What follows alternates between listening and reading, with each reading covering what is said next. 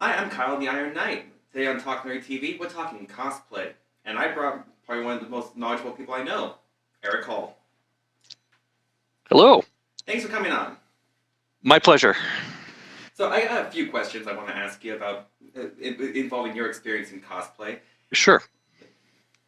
I'm going to use the cards because I haven't taken time to memorize these yet. And I don't have the financial to have a guy behind the camera with cards to hold up. One day. One day. So I've known you personally, not personally, I've known you since about 2013, I think, is when the first FanX took place. Yeah. That's weird to say. How long, before that, how long have you been in cosplay? Okay, I can give you a little bit of my background.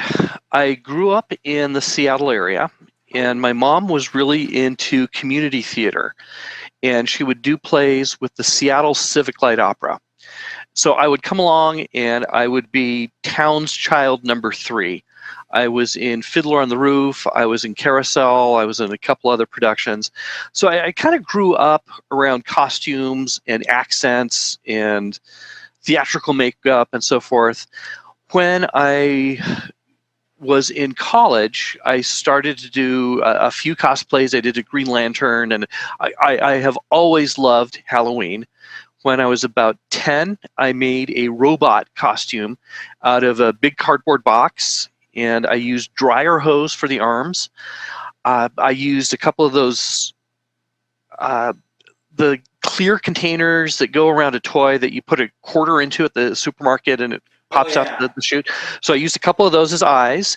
I used some empty plastic bleach bottles as legs. I sewed those all together, and I won my 4th grade Halloween costume contest with that. And that kind of gave me the bug to keep on doing that. When I got into college, I would get together with my friends and do a big group Halloween costume every year, like the Addams Family, uh, Batman and Robin and Riddler and Two-Face, uh, doing Gilligan's Island one year, and just getting together and just having fun doing that. Later on, when I moved to Utah, I bought my Spider-Man cosplay, used that at a few events, and since joining Heroic, Heroic has been around. It's a charity cosplay group that I'm part of. It's been around about 14 years, so just a little bit longer than FanX. And right now, I have probably about 200 different cosplays. And my wallet is currently weeping at that number. And there goes a few of my questions. I'm going to toss those to the side now because that answered a few, actually. Also, I want to talk to you later about the whole Seattle thing now because that's where I'm from. Oh, cool. Okay. How far into your character do you go? Like at the end of the event, are you still you or are you the character? I try to portray the character as much as I can. I'm part of Heroic, which is a charity cosplay group, and we do a lot of events with families and events where there's little kids present. So staying in character is important to me. One of the favorite characters that I do is Mr. Data from Star Trek, and I'll dress like him and I will try to talk like him. I'll see. I go to the Las Vegas Star Trek convention every year, so I see friends there that I only see Wait a maybe minute, once wait a a year. minute. Was that you in that Captain documentary with William Shatner? That was me. Yep, That's awesome. yep, that was me. I am also in William Shatner's Get a Life, and I'm also in Trek Nation by Rod Roddenberry, Gene Roddenberry's son. That is awesome, actually. So I'll see people who I haven't seen in about a year, and they'll say, "Hey, Eric, how are you doing?" Yeah, I will say, "I am functioning according to normal operating parameters," and you just that's a line that Data says throughout the series, and they get a laugh, and it's fun. Yeah, so yes, I do try to stay in character as close as I can. So I remember the first time I ever saw you. I saw you as Data. I think it was the same year that the actor came in that picture. Like you look like you could be related.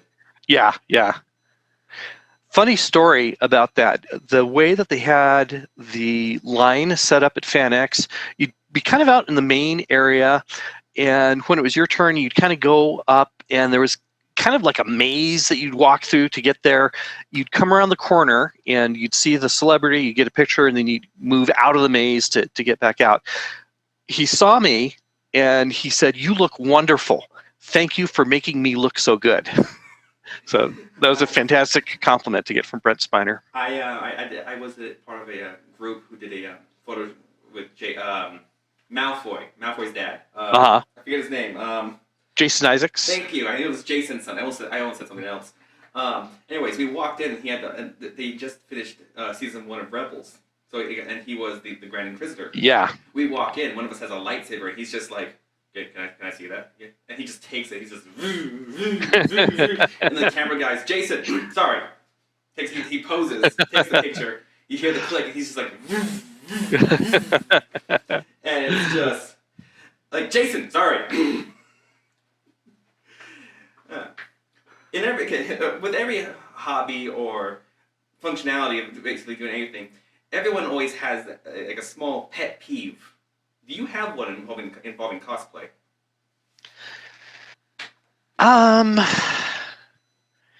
Yeah, and I think this affects other cosplayers as well. Sometimes you just need to take a break and get something to eat or drink something, just sit down, use the restroom. There have been times when I've been in the restroom. Oh, you've been falling into the bathroom. Yes, and people want to get pictures with me. That is... Yeah. Yeah, not the place to do it. No. You wait outside the bathroom. Right. That's when you reach that whole new level of fame and prosperity. You said that Data was your favorite one, but of your many cosplays, what is your most expensive one that you've done? Most expensive one. The most I have spent on a cosplay is about $65 or $70. Oh, that's not bad. I bought Kristoff from Frozen from a seller on Amazon. A couple others I have bought relatively new like that. Mostly what I do is put together things I find at thrift stores. My Borg costume is an example of that.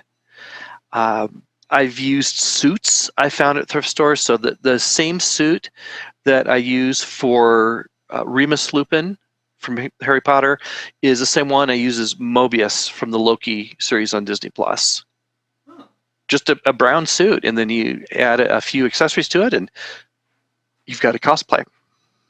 Yeah, cosplay. A lot of people think it has these big elaborate things because I've seen I've seen a lot of really fancy ones. About 3 years ago, I think it was, I saw a Mandalorian riding one of those great beasts from the first season. I saw them. Yeah. But no, it can be something very simple, like you said, a suit, and Morbius is a suit, mustache, and Tara Strong. Yeah. And I made Miss Minutes out of an IKEA clock that I found for, it was relatively inexpensive. It was about $3 at IKEA. I used some orange spray paint. I used a package of hair rollers that I found at a thrift store. They were about $1.50. I found a stuffed M&M's doll that I cut the hands off of and glued it all together. On the inside of the clock, I drilled some holes so I could put in some lights I found at the dollar store, some little LED lights. So I turn it on, and it looks like Miss Minutes is glowing, and she looks just like Tara Strong in the series. And all you gotta do now is get a voice box in there, because get that little southern accent. Yeah. Weakness with it, just that sweet southern accent.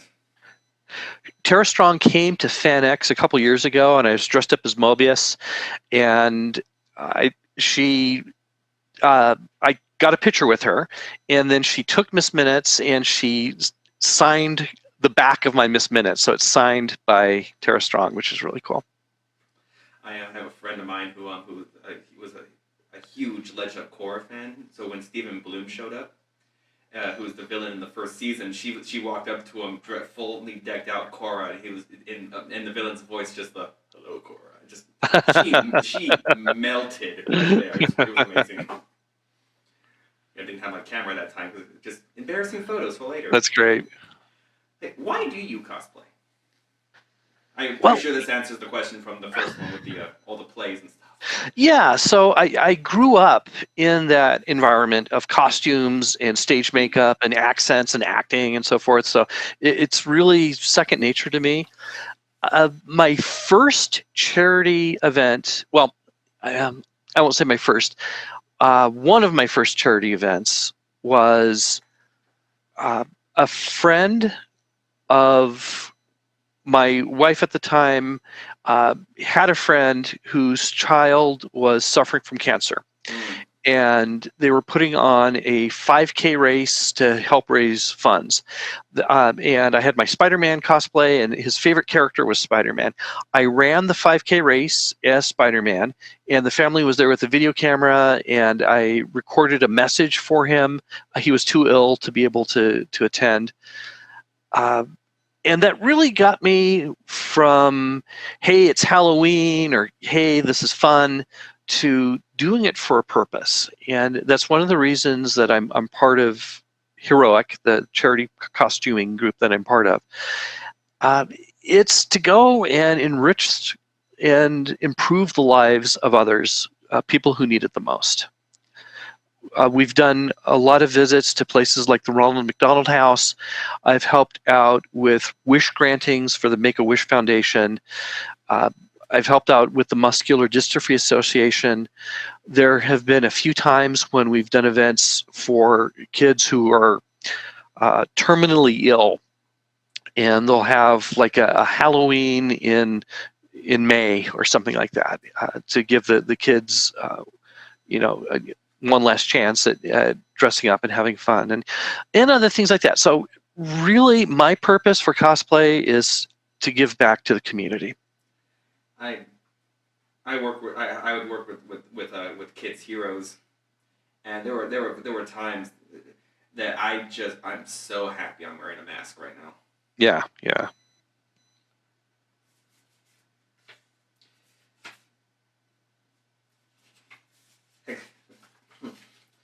Is there any advice that you would give a new cosplayer? Yeah, I would say pick a character that you like and just go for it. Starting out, it may not be perfect.